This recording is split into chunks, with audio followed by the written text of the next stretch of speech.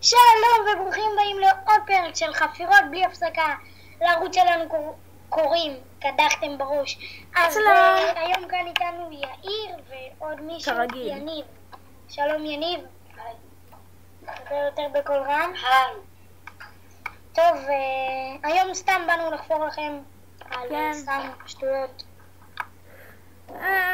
צריך היום אינטרו? כן, שים אינטרו. לא, אין לי כוח. נו טוב, אינטרו וחוזרים. בקיצור, תחסכו לי.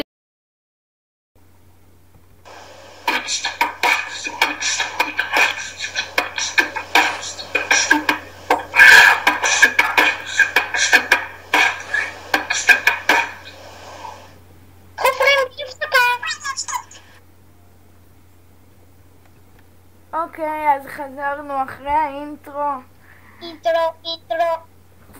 כפי שהזכרנו בהתחלה, אנחנו עומדים לחפור לכם איזה 5 דקות היום. כי בעצם אין לנו שום רעיון. לי יש. טוב, חברים חברות. כאן היום נלמד, נראה לי שלימדתי את זה בערוץ שלי, אבל אני רק רוצה להסביר לכם, זה ממש יהיה קטן, על איך יודעים שכלב בא לנשוך אותך. זה חשוב להרבה אנשים. ככה. קודם כל, אתם תשבו שזה לא הגיוני, אבל זה שקורה. הדבר הראשון... לא שומעים אותך טוב בכלל. אורן. אני שומע.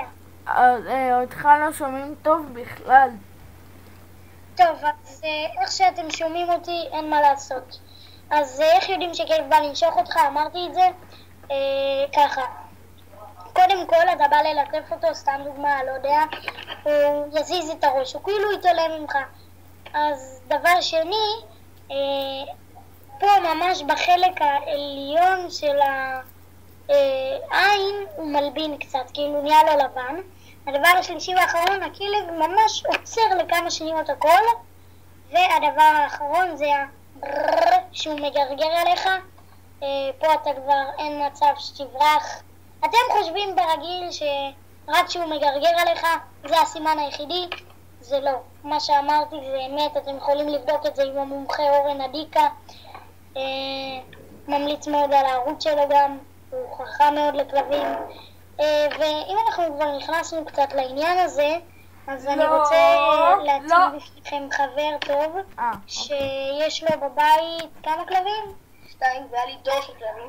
עוד כשהייתי בבטן של אמא שלי היה לי כלבים. באמת. אז... לפני שהגרים שלי התחתנו היה לי לברדור בבית. אז כרגע יש לו כלבה אחת. 2, שהכלבים רבו, אחת הורידה את העין של השנייה. זה באמיתי, אבל טיפלו בזה, אבל אין לה עין לצערנו. אם אני מגיל אתכם, אז ככה, סתם. אז טוב.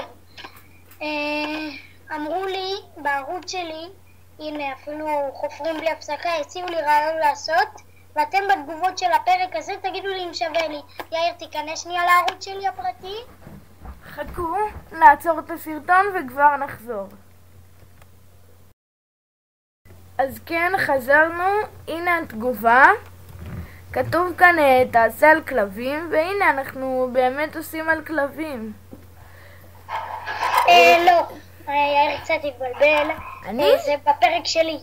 אתם אומרים שאני אעשה על כלבים פה בפרק הזה ממש, תיתנו תגובות אם כדאי לי לעשות על כלבים בתוכנית שלי, ואם אני אראה הרבה תגובות של כן אני אעשה, אני אראה הרבה תגובות שלא, אני לא אעשה.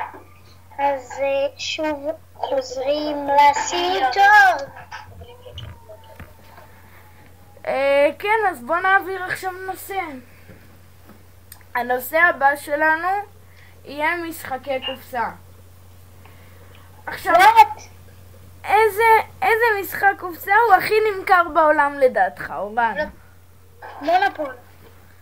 גם לדעתי זה המשחק הכי נמכר בעולם.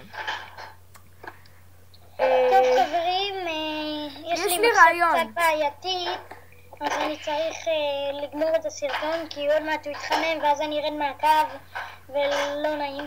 אז הנה אנחנו מסיימים סרטון של חופרים בלי הפסקה. אבל אורן, תן רגע לדבר. תודה. ניתן. בתיאור אני אתן לכם גם סקר. אני אתן לכם קישור לסקר שבו אתם תחליטו על מה יהיה הסרטון הבא, כי אתם רואים שלנו קשה להחליט על מה יהיה הסרטון הבא, אז ניתן לכם כמה אפשרויות ואתם תחליטו. אז זהו להיום. אז הוא ייתן לכם סקר, ותודה רבה לכם ויום נעים. ביי. ביי ביי.